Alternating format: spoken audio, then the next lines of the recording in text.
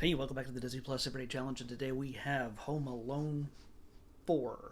Yes, this is the very unnecessary sequel to the original classic Home Alone 1 and arguably 2.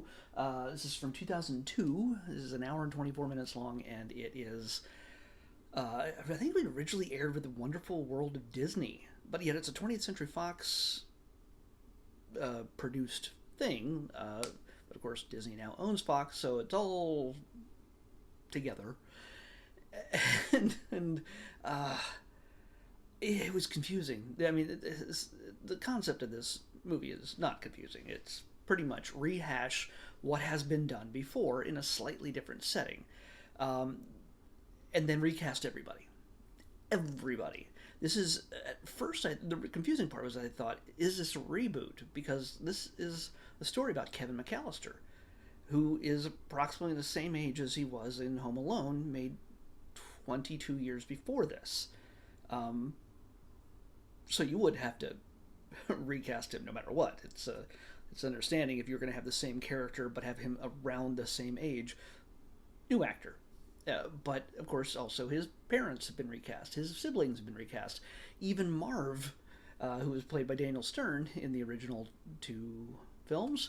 Um, I forget three, but Daniel Stern, who played Marv, the part of the Wet Bandits, he's now played by French Stewart, who is Disney's go-to for replacing actors in roles. Like he replaced Inspector Gadget from Matthew Broderick in Inspector Gadget 2. He's a living cartoon character himself. He is expressive. He's funny. He is absolutely he's just crazy. It's weird. I mean, if you go watch Third Rock from the Sun, that's his like breakthrough role that made him famous. He is the weirdest of all the weird aliens who live in this house, who've now living on Earth with John Lithgow and everybody else. So yeah, he stands out. He's a weird guy, and he's squinty, and his face is always up like this. So yeah, it's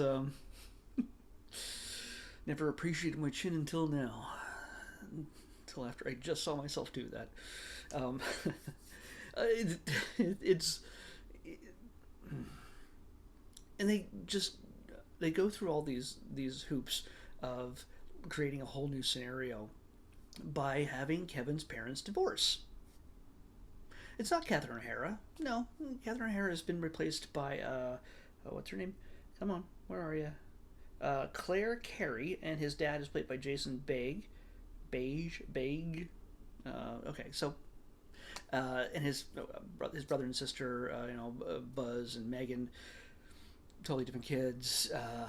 Buzz is still a bully. He still picks on Kevin. But now the parents are divorced, and it's just days before Christmas, and Dad is already engaged or about to be engaged to this woman, and they're not even officially divorced yet. They're separated. And this new woman that Dad is dating is super ultra rich. She has connections to everybody. There's a royal family. Don't know who these royal family are, where they're from, what country. They never specify. There's just like royal family is coming to visit for Christmas, as royal families do. And she's supposed to host them in her humongous mansion, which is also a smart house. Now this is 2002, so it's about it's obviously 20 years before her. This movie's 20 years old. Good grief. Before we take things like Alexa and everything else for granted, where we just go Alexa, play music, or turn on alarm, or things like that. In 2002, that would mean before a period before smartphones even existed. They all had flip phones, and in the ancient days, in this, somebody has to be holding a device. Just open door. You don't address anything. You just go open door. Like if you, in order to command it. Why this is important? Well, because of course, because anything that gets into Kevin's hands, he can manipulate to his purposes. The kid is actually an engineering genius. If you take nothing else from these films, you have to understand that Kevin McAllister isn't. He has to grow up to be one of the most diabolical, if he turned to evil, engineers possibly ever. I mean, yeah, a lot of this stuff, physics, everything else, gravity, wouldn't work in real life. Yes, it's very much a slapstick, Wile E. Coyote type of adventure here, and he's abused Marv in the past to a humongous degree, and imagine how upsetting that is to Marv, who's like, you know what? I think I'm gonna. I don't have Harry with me anymore. Harry, was it Harry? Harry. There's Joe Pesci. There's no Joe Pesci. There's nobody playing Harry. In fact, he has Missy Pyle plays his girlfriend Vera, and they're just a slapstick team there, and they're inept. They're goofy. They're dumb as hell, and they very quickly when they try to break into this mansion. Imagine how upsetting it is. He's like, you know what? I'm trying to get away from all this other stuff, but I'm going to kidnap a child, a royal child who's coming to visit. I'm gonna kidnap this child, and instead I find Kevin McAllister, the child who almost murdered me last time, which, as far as you know, could have been a year or so ago. I don't. You can't really tell. Obviously, it's physically 22 years later, but they make references to, you left me home alone before. Thanks, Kevin. I'm a horrible mom. It becomes this whole struggle. It becomes this whole struggle with. For the viewer to go, hey, is this a reboot or is this actually a sequel? Like Home Alone 4, you see this as like, oh well, this would be a sequel, but everything is new, everything is confused, everything is I don't know how else to put it. It's you're just like, has he not aged if he's the same character? I don't know. It's just really, really, really strange. And so you're like, you're not invested in anything because you don't recognize anybody, and then it becomes apparent pretty quickly that this is in canon, in the Home Alone universe. Maybe this is a multiverse, and this is a multiverse where, like, that was my thought. Maybe this is a variation, like a reboot done in a different way. But when Marv recognizes Kevin right away, they're like, oh crap, that's the kid who tried to kill me when I tried to kill him. It becomes super annoying.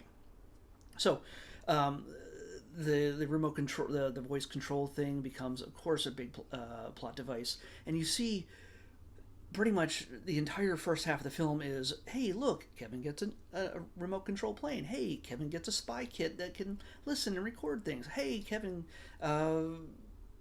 sees a dumbwaiter. Wonders what, he needs an explanation as to what a dumbwaiter is. So this is everything you see, of course, is a setup to say this is going to come into play later on. It's Chekhov's gun, and when it comes to a child's arsenal to protect himself. Of course, there's these kidnappers have an inside man, and Kevin has that figured out, or so he thinks. And and you can pretty much tell. You know what? I'm going to spoil it because Mr. Prescott is a man who is very uptight. He's the help. He's the butler, and there's a housekeeper and a butler for this woman's mansion, Natalie, which is Dad's new girlfriend, soon-to-be fiance. And she seems like very sweet. She's super pretty. She's very generous, and obviously she ends up being just a horrible person. Mr. Prescott seems like he's a very uptight jerk. Of course, he's not. He's not the inside man. It's the woman who is really super kind to Kevin and just really comes close to him and takes him in and watches over him and explains that she once had a son that was just like him. He's just, a handful. And you're like, okay, well, this is Marv's mom. It's right off the bat. You're just like, okay, this is the way it's going to be. If you didn't figure that out the moment she said that, or before, really long before that, you're either not paying attention or you've just never seen a movie before.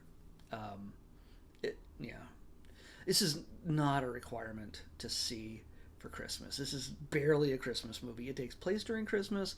That's it. And there's humongous references. There's Miracle on 34th Street, I think. And It's a Wonderful Life references because they had the rights to all that stuff. So they're watching those movies. Those movies make appearances into this movie. It's and then of course there's all the slapstick and all the crazy antics that happen. It's I think it's less brutal, less violent than the original one because the original one was really rough. That Kevin McAllister, I mean, he could, had those things been real, would have murdered those guys very many times over. Here they just, whenever French Stewart gets near a flight of stairs, he's going to fall down them. It's just like, oh, stairs, he's going to fall down them for whatever reason, whether something hits him in the face or not. But yeah, it's just, is it funny?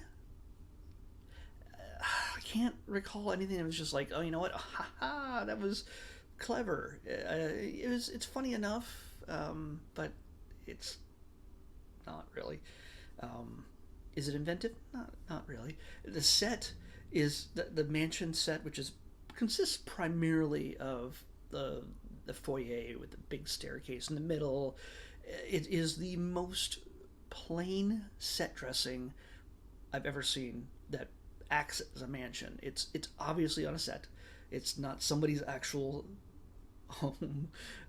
When at one point when Kevin floods the house by turning on the shower nozzles to blast Marv and Vera as they go flying down the stairs in a wave of water that then fills the bottom floor up to their ankles. You can see in each of the doorways how they had to create brief little walls, like a couple 6-inch high walls, in order to keep the body of water in the main room, which you see everybody stepping over them as they come into the room. It's just really bad set design. And it's so drab. I'm just like, yeah, okay, maybe it's a smart house, but there's nothing modern about it. It looks old, but it just doesn't have any character to it. And you're just like, oh, they shoot really, really high. The walls are really high, but it's a half-inch higher, and it's a set. Yeah, it's the way movies are shot, but still, it just was not good. But so I'm all over the place in this one, I realize, and I've spent way too much time talking about this, and I shouldn't have. I wish I could get this hour and 24 minutes back, but yeah, Home Alone 4 is not a movie you need to see. It is not going to make your Christmas or any other time complete. If you are a devotee of the Home Alone series, and you feel like you need to watch this as well, God have mercy on your soul. Go for it, but why would you do that to yourself? Anyway. Is there anything redeemable about this? I try to find something good in anything. The kid is a good, decent enough actor for his age. I can't really say anything bad about that. But it's an unnecessary sequel. It's just to go, oh look, a brand name that we know, and okay, we made it, done. Everybody gets a paycheck. Hopefully somebody got paid for this. But why else would you do it? Let's pick tomorrow's episode. 401. 401.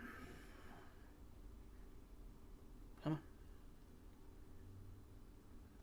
Oh, overshot it. Okay. Oh, we got a short from the Cars Tunes series. This is Radiator Springs 500 and a half. Radiator Springs 500 and a half. I don't know if this is a Mater starring one or not, but it's from Cars, obviously. It's Radiator Springs. So see you back here tomorrow with that on the Disney Plus Everyday Challenge.